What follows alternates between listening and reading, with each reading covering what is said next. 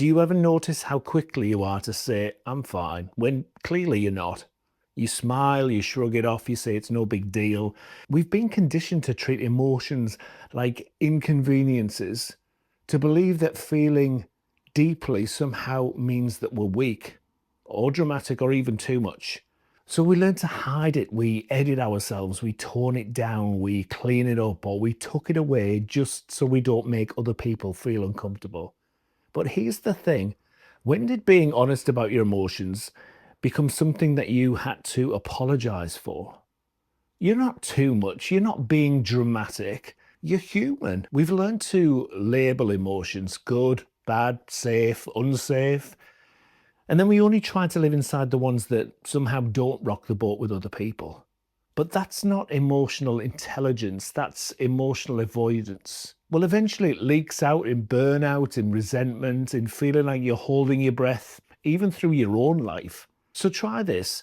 Instead of managing how you think you should feel, start noticing how you actually feel.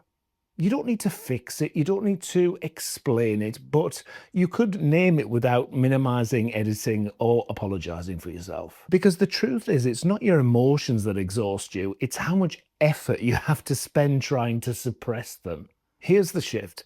You don't need to justify what you feel, but you do need to respect it. That doesn't mean sitting in it forever, and it doesn't mean abandoning yourself when it shows up. But meet it, listen, lead yourself through it, and do it with kindness, exactly how you would do it with somebody that you care about.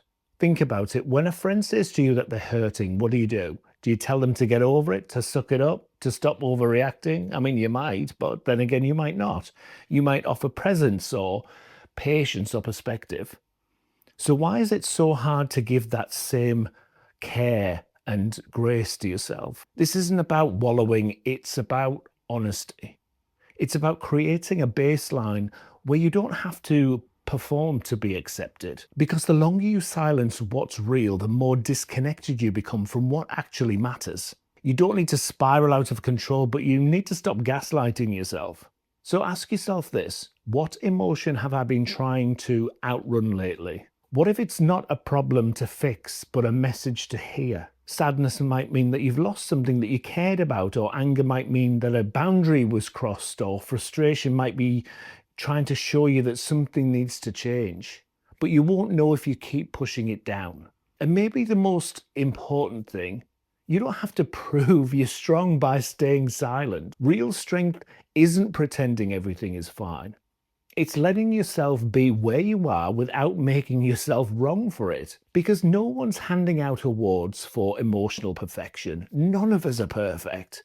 No one's giving out medals for keeping it all together while you're crumbling inside. You're allowed to feel what you feel. You don't need permission. You don't need to explain it. You just need to start trusting that what you feel is valid, even when it's messy, especially when it's messy. So ask yourself, what would it look like to stop performing your emotions and just feel them instead? Not forever, just for today. Because the goal was never to not feel anything. The goal was to feel everything that matters. And maybe, just maybe, that starts with letting yourself be honest again.